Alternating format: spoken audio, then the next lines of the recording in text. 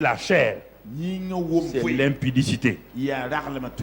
On ne peut pas dire à la chair de ne pas commettre l'impureté. La chair ne peut pas. La chair aime ça. La plupart des chrétiens, 15 ans, 20 ans, 30 ans, vous continuez. Parce que vous n'avez pas compris la vie de l'esprit. Ce n'est pas votre femme qui fait que vous êtes impur. Votre femme n'a rien à voir dans ça. Quand vous courez en ville derrière les garçons et les filles comme des lapins, est-ce que votre mari est là-bas, votre femme est là-bas? Qu'est-ce qui vous attire là-bas? Qu'est-ce qui t'attire? Regarde maintenant, tu dis, je vais te sanctifier. Oh Seigneur, ma vie est impure, je vais te sanctifier. Un pasteur, je devais prier comment je voulais la sanctification, j'ai prié 3 jours et demi. J'ai bu de lait de coco, j'ai mélangé au lait de Sumbala Djaba.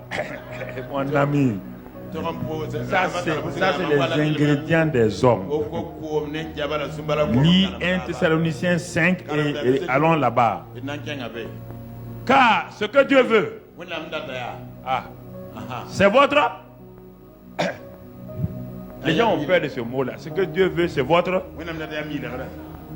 C'est ce que vous abstenez de l'impudicité. Mais pourquoi vous prenez les versets bibliques, vous les mettez à part et vous ne continuez pas pour comprendre la suite? Dieu dit, travaille à ton salut. Mais qui produit ça? Lui-même. Quand Dieu dit, il te dit, sois dans la sanctification. Qui va produire ça? C'est toi encore. Mais pourquoi vous pensez que la vie chrétienne, il y a des choses, c'est moi qui dois faire, il y a des choses que Dieu doit faire? Regarde encore. Déjà tout ton salut là, la sanctification est dans le salut. Ce que Dieu veut, c'est que vous absteniez de l'impudicité. Tu as jeûné et prié. Tu n'as pas pu t'en abstenir. Arrête. Tu as jeûné et prié pour arrêter la masturbation. Tu n'as pas pu.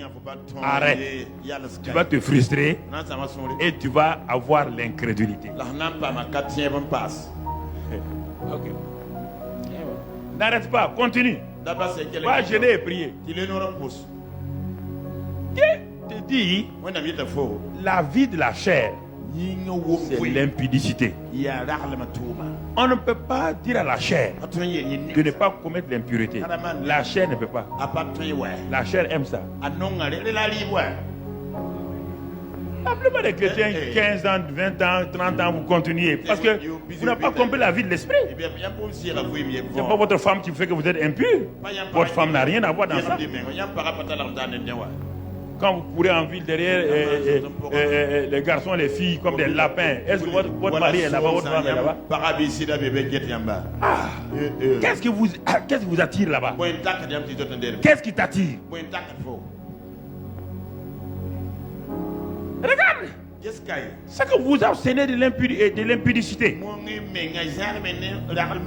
Mais alors, Dieu, comment j'ai essayé, j'ai tout fait. C'est pourquoi un homme de Dieu qui fait la délivrance actuellement est découragé avec un autre homme de Dieu. Il a dit que non, lui il ne fait plus la délivrance, cet homme de Dieu, qu'on ne peut pas parce qu'il n'a qu'à aller ailleurs, il n'a qu'à chercher à aller ailleurs. On le délivre. On ne peut pas délivrer les gens par la méthode que vous voyez là. Vous savez, je vais le dire au pasteur, mais je vous le dis à vous déjà. À vouloir délivrer les gens, on remplit l'église de plusieurs démons. Vous comprenez? Mais qu'est-ce que le pasteur veut dire par là? Vous trois venez ici. Venez. Voici 3 jeunes gens. Chacun dit pasteur, moi j'ai un tel démon. Quand les gens ne veulent pas dominer leur chair, ils accusent qui? On dit Satan est accusateur des frères. Quand tu commences à accuser Satan, tu es de quel côté maintenant? Du côté de Dieu. Dieu a déjà accusé quelqu'un. Toute personne qui accuse quelqu'un est du côté de Satan. Écoutez-moi très bien. Que vous soyez femme de pasteur ou pasteur, si vous accusez des gens, vous êtes du côté de Satan. C'est lui qui s'appelle accusateur. Ok. Il vient, ah, pasteur. Lui, il a tel démon.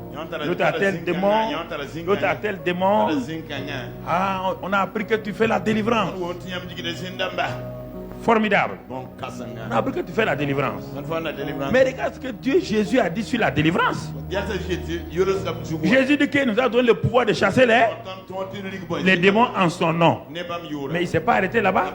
Il dit maintenant, quand tu vas chasser ces démons-là, sois sûr d'une chose. D'une chose. Quand tu vas les chasser là, ils vont quitter leur demeure là. Que vas-tu faire leur demeure?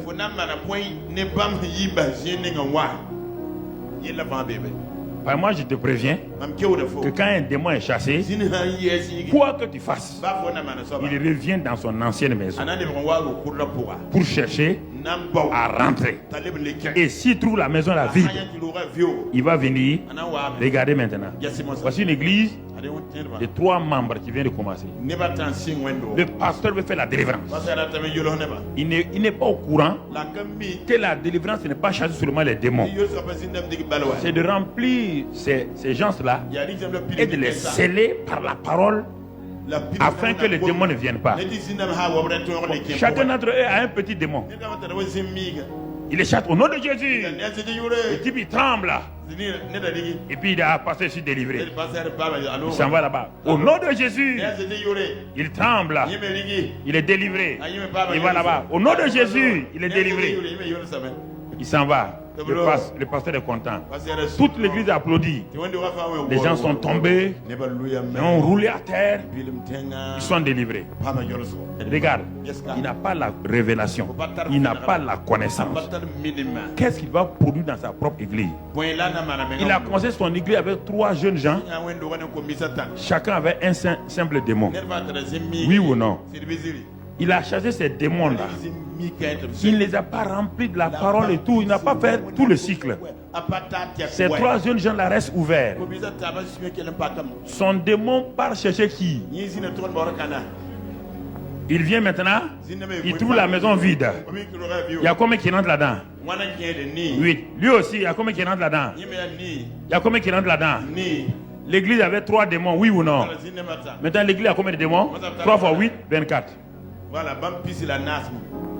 Tu viens de créer un problème à ton église. Ton église est remplie de 24 démons.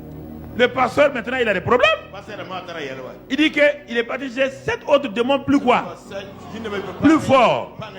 Maintenant, les démons plus forts là vont tourmenter qui? Le pasteur.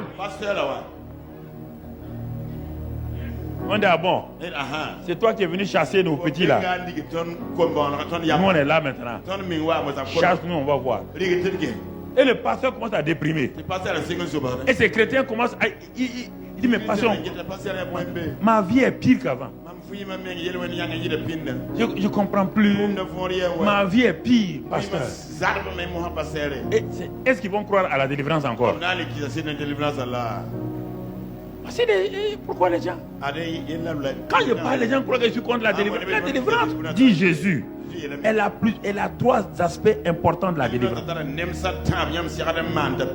Si tu ne comprends pas ça, vous partez vous donner aux gens, ils vous envoient 7 démons en vous.